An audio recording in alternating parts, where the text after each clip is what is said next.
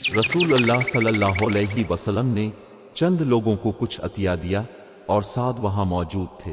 وہ کہتے ہیں کہ رسول اللہ صلی اللہ علیہ وسلم نے ان میں سے ایک شخص کو کچھ نہ دیا، حالانکہ وہ ان میں مجھے سب سے زیادہ پسند تھا۔ میں نے کہا حضور اپنے فلاں کو کچھ نہ دیا، حالانکہ میں اسے مومن گمان کرتا ہوں؟ اب صلی اللہ علیہ وسلم نے فرمایا مومن مسلمان۔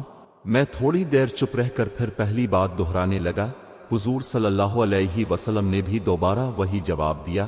پھر اب صلی اللہ علیہ وسلم نے فرمایا کہ اے سعد، باوجود یہ کہ ایک شخص مجھے زیادہ عزیز ہے، پھر بھی میں اسے نظر انداز کر کے کسی اور دوسرے کو اس خوف کی وجہ سے یہ مال دے دیتا ہوں کہ وہ اپنی کمزوری کی وجہ سے اسلام سے پھر جائے اور اللہ اسے آگ میں اوندھا ڈال دے۔